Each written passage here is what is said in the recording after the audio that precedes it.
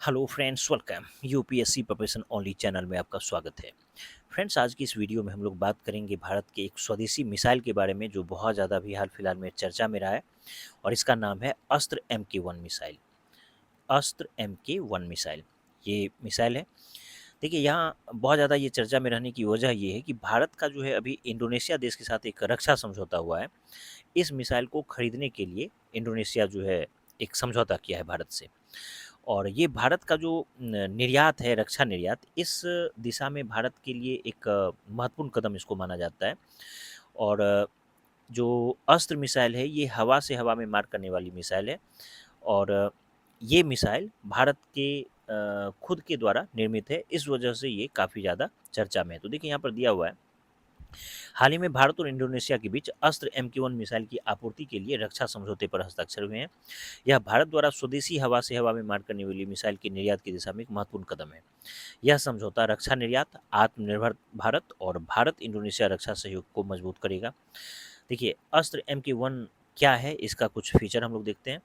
देखिए, यह भारत की पहली स्वदेशी beyond visual range air to air missile है। एयर टू एयर मिसाइल है, इसको पहले याद रखिए। बियॉन्ड विजुअल रेंज यानी कि BVRAAM है। अब बियॉन्ड विजुअल रेंज का मतलब ये होता है कि दुश्मन के विमान को देखे बिना, यानी दृश्य सीमा से बाहर रहते हुए मार गिराने की क्षमता। इसका विकास DRDO के द्वारा किया गया है और इसका जो निर्माण है ये किया जाता है भारत डायनेमिक्स लिमिटेड यानी कि BDL के द्वारा। ये हर मौसम में काम करने वाला मिसाइल है। इसका जो मैक्सिमम स्पीड है वो है मैक 4.5। मैक 4.5 इसकी गति है। मारक क्षमता इसकी 80 से 110 किलोमीटर है और 20 किलोमीटर की ऊंचाई तक ये लक्ष्य को भेज सकता है। और इसमें 3 चरण वाला जो है 3 चरण वाली गाइडेंस सिस्टम का उपयोग किया गया है। अंतिम चरण में active radio frequency RF Sikar स्वयं लक्ष्य को लॉक कर लेता है और इलेक्ट्रॉनिक जैमिंग के बावजूद उसका पीछा करता है। तो ये जो लॉक कर लेने वाला जो फीचर है ये इसमें शामिल है, इसलिए ये बहुत ही इम्पोर्टेंट इसको बना देता है। अब देखिए, इसमें स्मोकलेस सॉलिड रॉकेट मोटर लगा हुआ है, यानी कि ये धुआं नहीं छोड़ता है। तो स्मोकलेस सॉलिड रॉकेट मोटर लगी है, जिससे प्रक्षेपण के समय धुआं नहीं निकलता और लड़ाकू विमान की स्थिति गुप्त रहती है।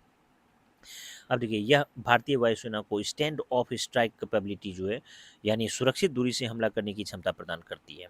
परीक्षा के लिए कुछ अन्य इंपॉर्टेंट फैक्ट ध्यान रखिए कि वर्तमान में ये जो है अस्त्र MK1, इसको सुखोई 30 में जो है सुखोई 30 MKI, इस लड़ाकू विमान पर इसको तैनात किया गया है। तेजस MK1A और राफेल के साथ इसका एकीकरण किया जा रहा है।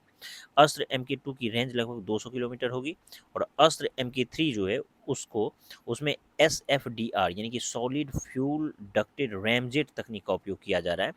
इसकी लक्ष्य भेदी क्षमता 350 किलोमीटर से अधिक रखने का लक्ष्य है। तो लगातार इसको जो है अपडेट किया जा रहा है।